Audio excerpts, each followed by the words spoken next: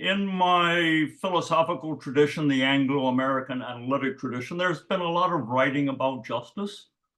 An awful lot of it, a great deal of it stimulated by John Rawls, professor at Harvard's publication in the 50s, Theory of Justice. So there have been commentaries on Rawls, commentaries on Rawls, on and on and on and on. And I knew about all that, found it all kind of boring. So never got interested in justice. Then I was teaching at Calvin College in Michigan, and they sent me to a conference in Potchefstroom, South Africa. Potchefstroom is a middle-sized city in the middle of South Africa. A conference on higher education in the tradition of Reformed Presbyterian Protestantism. This was in the day of apartheid, but the conference was not about apartheid. So there are a good many of us foreigners there, especially a large contingent from the Netherlands. And then there were Afrikaners and so-called coloreds and blacks from South Africa.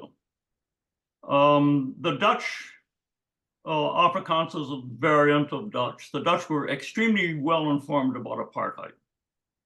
The conference was not about apartheid, though in the coffee breaks and meals, that was the top.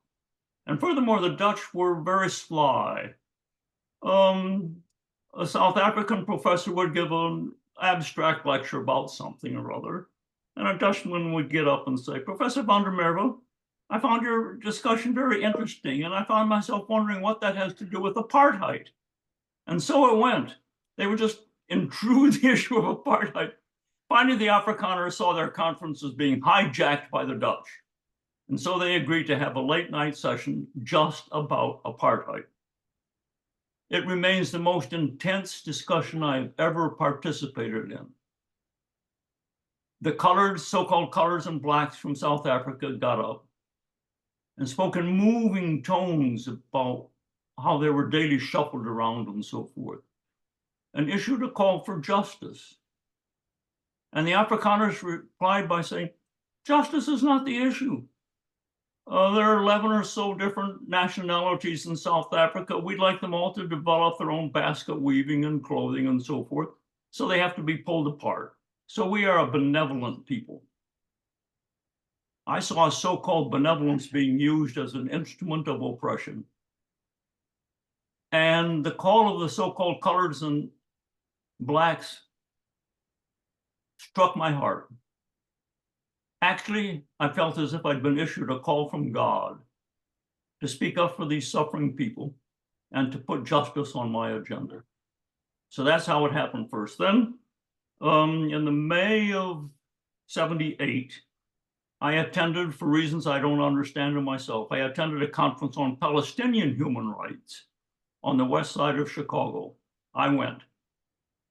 About 100 Palestinians, Christian most, poured out their guts about what was happening to them. And again, I felt I'd been issued a call to speak up for these suffering people, to put justice on my agenda. So Bethan, justice came to me, as it were. I didn't go to it, and it came to me in the faces and the voices of the oppressed. That's how it happened. Yeah, so that stirring of your heart rather than a kind of theoretical problem that you were set to tackle. And I think that's so important and comes through in a lot of the other kind of scholars' responses to your work in the book.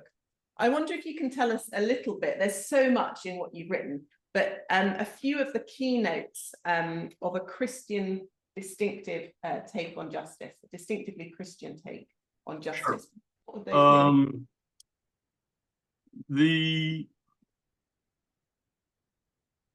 To my shame, I discovered that I had never noticed much about justice in Scripture until these two episodes with the people in South Africa and the Palestinians. Now, after that, justice in Scripture jumped out. How do they understand justice? Well, the Byzantine Emperor Justinian composed a compilation of Roman law in the 500s, and it begins with a quotation from a Roman jurist. Justice consists of rendering to each their, in Latin use, their right, their due. That goes on into the Western tradition. And the biblical writers don't define justice. They don't bother with that. But so far as I can see, everything they say is consistent with this concept that goes on into the Western tradition. Justice is rendering to each person what is their right or their due. But what is the case is that there are a number of distinctives about justice in Scripture. Among several, let me mention three. First, justice by human beings is understood as an imitation of God. The Lord, Yahweh, is just. Secondly, justice, a striking feature of how the biblical writers talk about justice is that over and over they highlight the plight of the widows, the orphans, the aliens, and the poor, and eventually later the prisoners. I call them the quartet of the vulnerable. That's very striking. Plato wrote a whole book about justice, the Republic. He never talks about the vulnerable.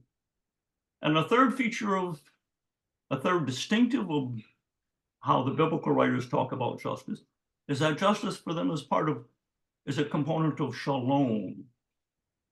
Shalom has traditionally been translated into English, the Hebrew word, as peace. I think that's a weak translation. When you read around as to what they say about justice, I think the best translation into contemporary English is flourishing. Shalom is flourishing. And what the biblical writers tell us is that in the absence of shalom, human beings are not flourishing. It could be, I don't know, that some of the southern US slaves were happy. No matter, the biblical writers would say they're being wronged and their shalom is woefully incomplete. So at least those three distinctives are conveyed to us by the biblical writers. And that comes through in your work, doesn't it, with your emphasis on rights, which is really about allowing that quartet of the vulnerable, as you say, to articulate the injustices under which they're suffering with a level of specificity that perhaps was missing potentially in some of the conversations you saw going on in South Africa. And also that sense of shalom, which comes through again in the other scholars' responses to your work, that sense of a big vision of what God's justice is like and how we might pursue it as human beings. I wonder if you can tell us a little bit about what you think the questions for Christian scholars today are around justice, particularly scholars working within the academy. Why would you recommend that they pay attention to questions of justice, and where do you think they might be arising for them? So let me say that I think that if I had written a book, an essay, in which I tried to answer your question, it would have been okay. But what's really important about this particular model of academic discussion is that people from, what did Terry say, 50 different fields, talking about how justice pertains to the field they study, their engagement with students, their engagement with fellow scholars.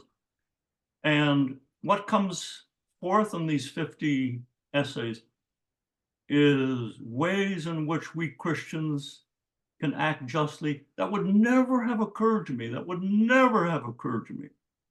So that's one of the really awesome contributions of this volume. One of the writers talks about justice in linguistics.